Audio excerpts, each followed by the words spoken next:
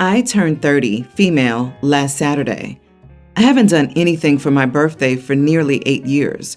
I'm usually working. Well, this year, my sister-in-law invited me over on my birthday and said she would have a barbecue party for me. It was not even remotely what I wanted to do on my birthday, but I felt I couldn't say no because she was hosting it and claimed it was for me, yada yada. Well, when my husband and I arrived, family members of his that not only have I never met, but he hadn't seen in years were there, a couple of uncles and their wives, as well as other family members that I had met and gotten along with. My husband was super excited to see all these people that he hadn't seen in years, and at first everything was great, despite me being really overwhelmed. Then, however, I noticed that not one single person said happy birthday to me, including my sister-in-law, and she had a banner along her door that said, Happy Father's Day. About an hour and a half in, and after my sister-in-law begged me to help her host this massive barbecue and help her cook everything, enough to feed 30 people, I was completely over it. I sat in a lawn chair outside and started browsing my phone. One of the uncles and my sister-in-law sit down near me saying, Thanks for having us for Father's Day. This is nice. My sister-in-law then turns to me and says, Crap, happy birthday. I just said thanks and kept scrolling my phone. The uncle goes, Oh, happy birthday. You don't look like you're having much fun. So I said, I'm not. I was told this was a birthday party for me, not a Father's Day celebration. And so far, I've been hosting instead of enjoying anything when I could have been out having a day for myself. He goes quiet and looks at my sister-in-law before saying, You told us this was for Father's Day. She turns beet red and says I shouldn't be souring the mood over something trivial and that the family can never get together like this. So she just combined the two events. So I get up and say, Yeah, well, that would have worked if you had told people that you were combining events, not just celebrating Father's Day, because no one here is aware that I even exist. I then get in my car and leave.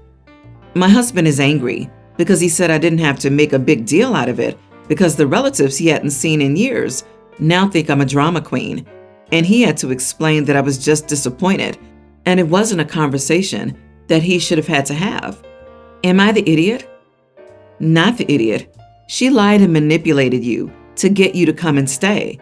Then she put you to work. You're better than I am. I'd have left immediately or burned the food that you're supposed to cook. Oops, I am just really a bad cook. Do you know what's even worse? Even though sister-in-law deserved being told off, you know she's going to make sure that image of you being dramatic or whatever never blows over with your in-laws. What a crappy thing she did with this weird bait and switch. What's worse is hubby didn't do anything, while OP had to cook and host people at her fake birthday party. OP, your husband, is an even bigger jerk than sister-in-law.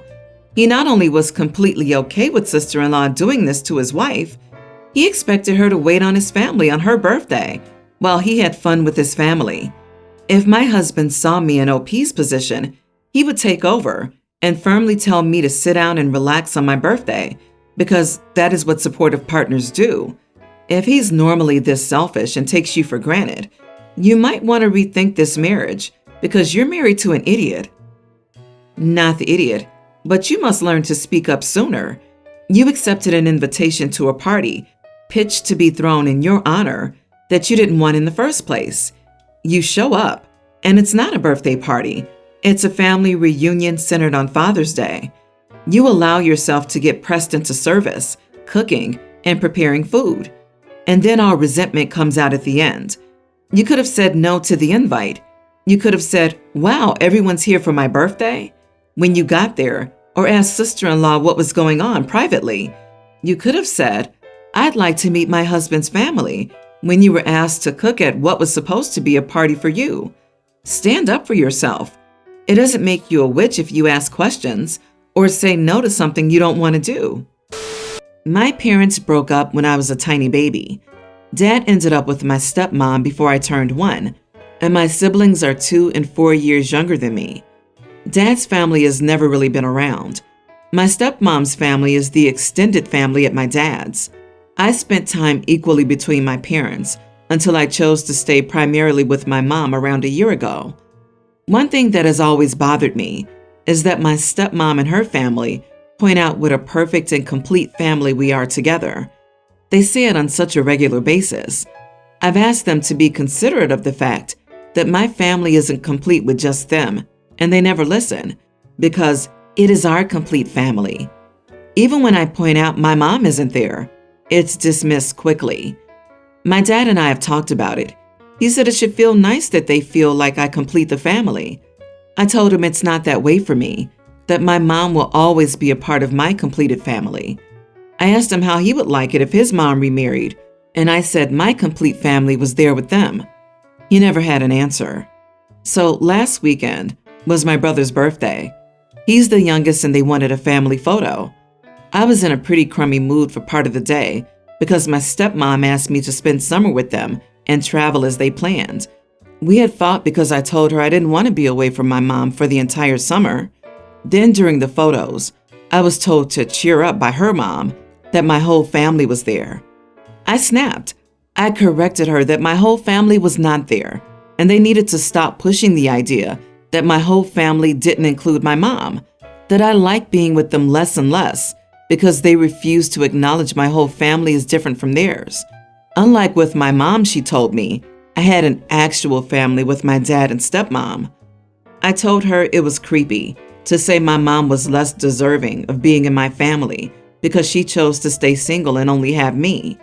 I said never once had she pretended that she was my whole entire family and tried to cut my dad's out. My brother chimed in and said he always found it weird that they did that and always kind of figured that was why I chose to live with my mom instead of staying with 50-50. My dad's stepmom and her mom all say I was rude to go off on her like that and told me the time was not the right one. Am I the idiot? Not the idiot. Apparently, years and years of trying to communicate nicely didn't do the trick. It really does seem like there's an element of trying to limit your mom's role in your life, because I can't see why your stepmom wouldn't understand you want part of your summer with your mom. I'm glad your brother sees it. I wonder who of them brings in the insecurity.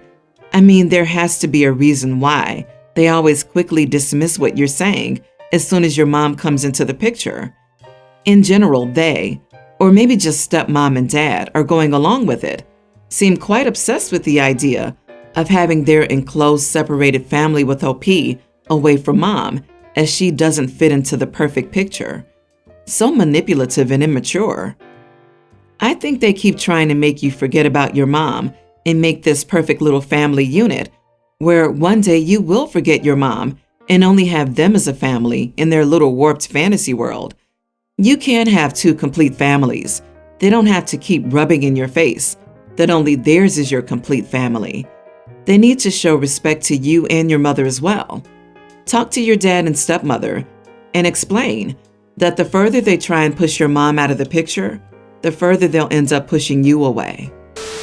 My fiance, 37 male, and I, 33 female, got engaged a few months ago. We're getting married soon, and invitations are sent out. Right now, we're focusing on much smaller details. We've also been busy moving into the new home we purchased together, 30% of his savings, plus 70% of mine. I have to say that saving up for this house took most of my savings and prevented me from enjoying the things I love spending money on. My fiance sat me down yesterday to talk about his groom's speech. He talked about a few points, but what upset me was when he asked if I would be okay if he mentioned the house we bought and said he was the one who bought it. I was a bit taken aback, and I asked why, and he said it's just a confidence boost during the speech, and that's it. I said I didn't feel comfortable with the idea because I think that it's unfair not to acknowledge the fact that I'd sacrificed so much to be able to buy the house. I reminded him of how much I contributed, and he said this doesn't change that it's our house, so it shouldn't matter if he said he bought it himself or we both did. I refused because then people would always think the house was bought by him, which is something that will never change, no matter how hard I try to prove that I contributed 70%. He got mad at me and said I was overthinking this whole thing and making a big deal. We got into an argument, and he started yelling, saying it's just one favor he's asking me to do, and yet I'm making this ridiculous small request my hill to die on. He's basically sulking, and now he's out and refusing to answer my calls. So basically, he started the silent treatment till I cave in. Am I the idiot for making this my hill to die on? Am I reading this sentence correctly? He's saying that it shouldn't matter to you if you both bought it, but it's okay for it to matter to him so much that he'll announce it to your families and your wider social circle at the wedding? Whoa, the hypocrisy. Not the idiot, and I would bet he's been telling people that already. Definitely that would explain why he won't back down. He's already in too deep. I also wouldn't be shocked if OP finds out he got money from someone for the house and spent it on something else. In my opinion, this is a hill worth dying on. Yes, on the surface level, it's just words in a speech. But the deeper issue is that he doesn't value your massive contribution to your shared life, and he wants to paint a false picture to your shared friends and family, denying it. He's basically setting you up to be painted as a gold digger when he's the one benefiting from your scrimping and saving. I have a hard time believing this is the only instance of this level of disrespect in your relationship. If you ever have kids, I'm certain you can look forward to him moaning to all your friends and family that he does so much work as a father, read, changed one diaper, while you actually shoulder the majority of childcare. But I'd think twice about marrying someone who wants to lie to your friends and family for the confidence boost and reacts by sulking, lashing out, and ignoring you when you won't go along with it. The housing market is still hot. Put it back on the market. Sell it. Get your money back. Grieve the loss of the relationship you thought you had, and move on. I, 25 male, have shared my apartment with my friend Alex for 4 years. About 2 months ago, Alex asked if I was willing to let a friend of his named Sophie move in with us. I agreed because I planned to make a down payment on a house and move out within 2 years. By having Sophie around, she could take my place and make it so that Alex doesn't have to worry about increases in expenses. When Sophie moved in, things were good for 2 weeks until I had to leave for work. This was when she learned that I was a minor and left for 2 weeks at a time. When I got back, my problems with her began when she would constantly talk about climate change.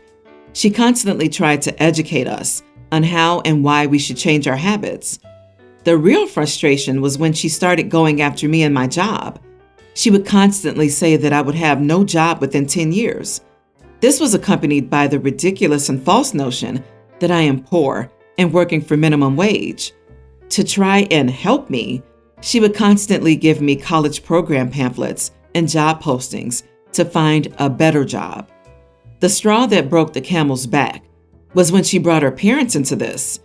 Sophie made her parents think I was poor, resulting in their calling me to discuss financial assistance. After declining their help and ending the call, I was livid. I then sat Sophie down and said that all her talk about my job, finances, and education made me angry and to drop it. In response, she said she's just trying to help someone worse off. This is when I snapped at her and told her my salary and proof I make $100K per year.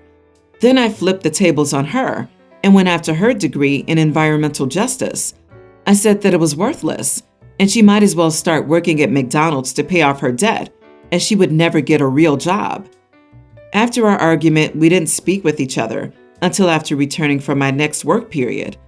Upon returning this week, she started demanding that I pay more for rent as I make more, and that I should apologize for what I said to her.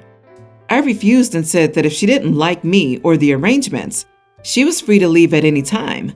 Am I the idiot here? Not the idiot at all. Ask her why she never offered to pay more rent than you did when she assumed you were basically destitute. Is it only okay to divide rent up based on income when it means other people would pay more than she does? I would like to note that it's interesting how she wants him to pay more rent with his dirty, environmentally harmful money when she was previously parading her moral high horse about it. I have an environmental studies degree, and you're not the idiot. And if your roommate had learned anything in college, she'd know that this is not how you address environmental issues. More money doesn't mean you cover more bills for people who are housemates. Also, she's bonkers and clearly has nothing going on in her life, which is why she has ample free time to obsess over you. I'd suggest she find a better job and say you're just trying to help someone worse off. I'm male 28 and married with a daughter. I had a rocky upbringing. My dad died when I was 14, and I had to mature quickly to care for my two sisters. My mom always had a closer relationship with me naturally because we were raising my sisters together. So naturally, it was tough for everyone when I left for college. I went far for college because I was getting sick of raising two girls while balancing school. She always thought I'd be back close to home when I finished. That was until I fell in love and followed my college girlfriend to her home state after I graduated. We got married a couple of years back, and my daughter was born last September. After my daughter was born, I've only visited home like 2 or 3 times. I'm too busy with the daughter and a full-time job to visit home consistently. Here's where the conflict arises. We have a yearly tradition every Father's Day where we all visit my dad's grave and get lunch after. This year, I'm not going to be going. My wife, being the fantastic wife she is, planned a whole day. We're going to my favorite restaurant for breakfast, lunch, and dinner. Then we're doing some of my favorite activities. I'll be honest, I completely forgot to tell my mom that I'm not going, so I might be the asshole there. My mom asked me when I was arriving home. I told her I never planned on coming home for it, and I never told her I was coming home. She started getting really aggressive over the phone about it. She went on this long rant about how I've completely abandoned her and my sisters ever since I ran off with this girl. She made a couple of rude comments and I lost it. I told her that girl is my wife and I have my own life. We argued, and it ended when I told her that things will never go back to how they were, and I have my own life, so either accept that or buzz off. Immediately after I said that, she stopped responding. My sisters bombarded me with texts about how I was acting selfish and abandoning my real family. Am I the idiot? Not the idiot. Your mother needed to hear what you said. The idea that she and your sisters think that your wife and child are not your family is mind-blowing. Your mother and sisters live in your childhood home and are having trouble with your maturation and separation. That's not on you, it's on them. They need to live in the present, and you can't get them there. They have to do it themselves. They have to want it for themselves. College, marriage, and family building are normal and healthy things for you to do, and you should be celebrated for your resilience and health in creating a full life for yourself. Could you have told her earlier? Sure. Could you have used kinder words? Probably. Would that have changed the outcome? Doubtful. This is a woman who parentified her teenage son to the point of expecting him to return home post-college to continue helping out his family. What was her expectation when his sisters graduated high school and were ready to leave home? Have them stay home and treat them like dependent little kids for the rest of their lives? Or is it just him that was expected to stay home forever? Is he supposed to fulfill the role of a husband and father? Maybe your mom has never properly grieved losing her husband. You were right there, and she just let you assume the role. It must be hard for her to accept that you have a real family. It consists of you, your wife, and your child. You need to encourage her and your sisters to see a grief counselor and keep maintaining your healthy boundaries.